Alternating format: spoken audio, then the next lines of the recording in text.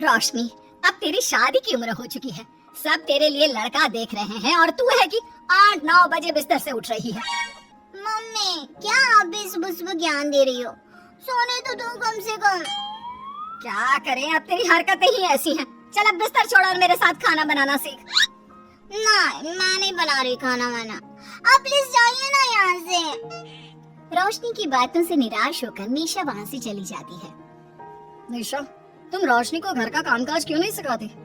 अगर यही हाल रहा फिर तो 2 दिन में उसके ससुराल वाले उसे यहाँ छोड़कर चल देंगे। मैं तो बहुत कोशिश करती हूँ उसे घर की जिम्मेदारियाँ सिखाने की, लेकिन वो मेरी सुने तब ना। आप तो जानते ही है ना कि वो कितनी जिद्दी है। हमें निशा के लिए एक ऐसा लड़का ढूंढना होगा जिसका भरा पूरा परिवार हो। सास ससुर से लेकर जेठ जेठानी देवर ननद सब। यहाँ ना सही, लेकिन शादी के बाद उसे वहाँ अपनी जिम्मेदारियों का एहसास जरूर होगा। कुछ दिनों के बाद रोशनी का परिवार उसके लिए लड़का देखना शुरू कर देता है और एक दिन चिराग नाम का लड़का रोशनी को देखने अपने परिवार के साथ उसके घर पहुंच जाता है। देखिए भाई साहब, मैं पहले ही आपको बता देती हूँ, हमारा परिवार बहुत बड़ा है, इसलिए अगर आपकी लड़की हमारे घर की जिम्मेदारियाँ बिना नान नुकुर के उठा सकती है तभी हम ये रिश्ता पक्का करेंगे। अरे ये भी कोई बोलने वाली बात है बहन जी। हमारी रोशनी आपके पूरे परिवार को बैठे बैठे खिला सकती है। इतनी जिम्मेदार है मेरी बेटी। अगर ऐसी बात है फिर तो हमें इस रिश्ते से कोई आपत्ति नहीं है। तो फिर चट मंगनी पट ब्याह के बारे में क्या ख्याल है? हाँ हाँ बिल्कुल, शादी में देर किस बात की, 3 हफ्ते बाद ही शादी का शुभ योग है। अगर आपको कोई दिक्कत ना हो तो हम इनकी शादी भी 3 हफ्ते बाद ही करा देते हैं। अरे हमें इसमें कोई परेशानी नहीं है। इस तरह दोनों परिवारों में शादी की तैयारियां शुरू हो जाती है और कुछ ही दिनों बाद रोशनी की शादी चिराग से करा दी जाती है। शादी के बाद, बहू इनसे मिलो, ये है तुम्हारी दादी सास, ये बड़ी सास और बड़े ससुर, ये तुम्हारे जेठ, ये जेठानी, ये दोनों तुम्हारे देवर और ये इस परिवार की सबसे छोटी बेटी सिमरन, यानी कि तुम्हारी ननद है। परिवार में इतने सारे लोगों को देखकर रोशनी का सर चकरा जाता है। वो अपना सर पकड़ लेती है और मन ही मन सोचने लगती है, हे भगवान, ये किस जन्म का बदला लिया है आपने मुझसे? मैंने क्या बिगाड़ा था आपका जो आपने मुझे ऐसा परिवार दिया? बेटा, किस सोच में पड़ गई तुम? और कितने लोग हैं आपके परिवार में? बस हम इतने ही लोग हैं बेटा, ज्यादा लंबा परिवार नहीं है हमारा। अब इससे लंबा और कितना बड़ा परिवार होगा आपका? ये ससुराल कम चिड़ियाघर ज्यादा लग रहा है। कुछ कहा क्या तुमने बेटा? नहीं मम्मी जी, वो मैं बहुत थक गई हूँ, तो क्या अब मैं सोने जा सकती हूँ? हाँ हाँ क्यों नहीं बहू। चिराग, बहू को अंदर कमरे में लेकर जा। जी माँ। चिराग रोशनी को अंदर कमरे में लेकर जाता है।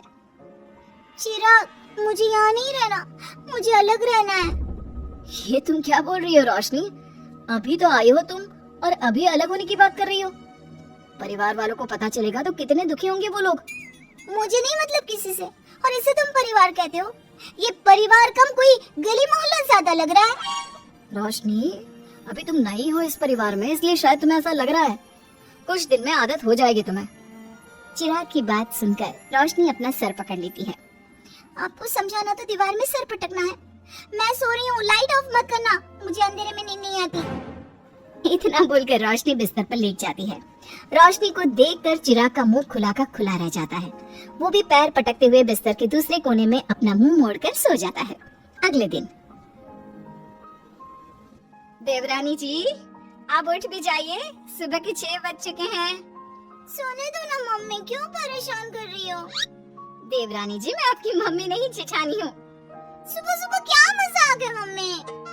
इतना कहकर रोशनी अपनी आंखें मसलते हुए उठती है और अपनी जेठानी को देखकर चौंक जाती है। दीदी, आप यहाँ? पिछले 1 घंटे से तुम्हें उठा रही हूँ, लेकिन तुम हो कि अब उठ रही हो? लेकिन अभी तो सिर्फ 6 बज रहे हैं, आपने मुझे उठाया क्यों? वो इसलिए क्योंकि आज तुम्हारे इस घर में पहली रसोई है, तो खाना आज तुम्हें ही बनाना होगा ना। क्या? मुझे पूरे मोहल्ले के लिए खाना बनाना पड़ेगा? नहीं रोशनी, तुम्हें पूरे मोहल्ले के लिए नहीं, सिर्फ परिवार के लोगों के लिए ही खाना बनाना है। आपका परिवार किसी मोहल्ले से कम है क्या? कुछ कहा क्या तुमने? हाँ नहीं दीदी, आप चलिए, मैं अभी फ्रेश होकर आती हूँ। आरती वहाँ से चली जाती है, जिसकी थोड़ी देर बाद रोशनी भी रसोई में जाकर मजबूरी में सबके लिए खाना बनाने लगती है। पूरे 2 घंटे मेहनत करने के बाद उसका खाना बनकर तैयार होता है। वाह बहू, खाना तो बड़ा स्वाद बना है। सच में बहू, तुमने भले ही बहुत देर लगाई खाना बनाने में, लेकिन खाना बहुत स्वादिष्ट बना है। आपके हाथों में तो जादू है देवरानी जी। मैं तो कहती हूँ अब से रोज आप ही खाना बनाया कीजिए, क्यों मम्मी जी? हाँ हाँ बेटा, बिल्कुल ठीक कहा तुमने। रोशनी, आज से रोज तुम ही खाना बनाना। ये सुनकर रोशनी चौंक जाती है। खाना खाने के बाद सभी लोग रोशनी को शगुन का नेक देते हैं और फिर अपने अपने रूम में चले जाते हैं। क्या यार रोशनी, इतना टेस्टी खाना बनाना जरूरी था क्या? अब फंस गई ना तू। ये सब माँ पापा की वजह से हो रहा है, उनके कारण मुझे ये सब झेलना पड़ रहा है। रोशनी गुस्से में अपने रूम में जाती है और अपनी माँ को फोन मिलाती है। मम्मी, मैं आपको कभी माफ नहीं करूंगी। आपने जानबूझकर मुझे इतने बड़े परिवार में भेजा है, जहाँ मुझे सांस लेने की भी फुर्सत नहीं है। हमने ये सब इसलिए किया ताकि तू अपनी जिम्मेदारियाँ निभाना सीखे। अब मायके की तरह ससुराल में भी अपनी जिम्मेदारियों से मुंह मत मोड़ लेना। मुझे नहीं रहना माँ यहाँ। इस घर में जितने लोग हैं, उतने तो हमारे गली मोहल्ले में भी नहीं थे। माँ, मैं आपसे आपकी सारी बातें मानूंगी, पर प्लीज मुझे यहाँ से ले जाइए। बिल्कुल नहीं, अब से वही तेरा सब कुछ है। वहाँ से भागने के बजाय अपनी जिम्मेदारियाँ पूरी करना सीख, इससे हमें भी थोड़ी खुशी मिल जाएगी। माँ की बातों से निराश होकर रोशनी फोन काट देती है, जिसके बाद उसकी नजर नेक में मिले पैसों पर पड़ती है और वो फटाफट से बिस्तर पर बैठकर पैसे गिनना शुरू कर देती है। अरे वाह, ये तो पूरे 25,000 रुपए। किसी ने भी 5100 से कम का नेक नहीं दिया। चलो अच्छा है, कुछ तो फायदा हुआ इतने बड़े परिवार में शादी करने का। अब इन सब पैसों से मैं अकेले शॉपिंग करूंगी, बहुत मजा आएगा। शॉपिंग के बारे में सोच सोच कर ही रोशनी अपने बिस्तर पर कूदने लगती है। उसे बिस्तर पर कूदता देख सभी लोग चौंक जाते हैं। भाभी, आप ऐसी क्यों उछल रही हो? छोटी बच्ची हो क्या? अपनी ननद की बात सुनकर रोशनी का मुंह खुला का खुला रह जाता है। थोड़ी देर बाद रोशनी घर में बिना बताए शॉपिंग के लिए निकल जाती है और शगुन में मिले पूरे पैसों को शॉपिंग में उड़ा देती है। शाम में, देवरानी जी कहाँ गई थी आप? जानते हैं सब आपके लिए कितना परेशान हो गए थे। कम से कम आपको बताकर तो जाना चाहिए था ना। सॉरी दीदी, मैं आप लोगों को बताना भूल गई। वैसे इतने सारे बैग किस चीज के हैं? तुम शॉपिंग करने गई थी क्या? हाँ दीदी, वो आज नेक में इतने सारे पैसे मिले थे ना, तो मैंने सोचा क्यों ना मैं उन पैसों की शॉपिंग ही कर लूं। अरे वाह, ये तो बहुत अच्छा सोचा तुमने। मम्मी, पापा, सिमरन, देवर जी, सब बाहर आइए। देखिए रोशनी हम सब के लिए क्या लाई है।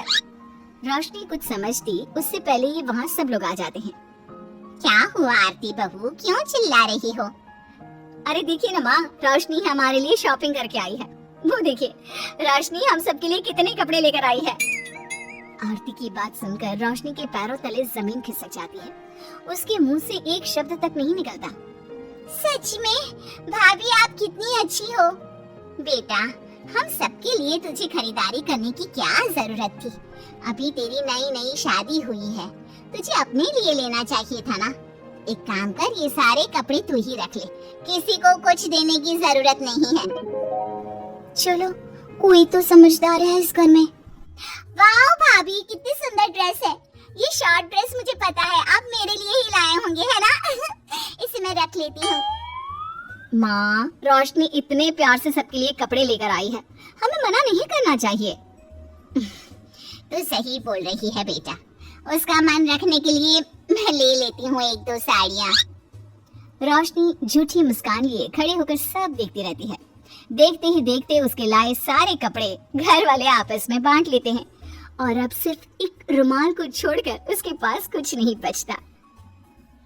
अब ये रुमाल भी क्यों छोड़ा, इसे भी ले ही लेते। इतने में ही सिमरन रोशनी को आवाज देती है।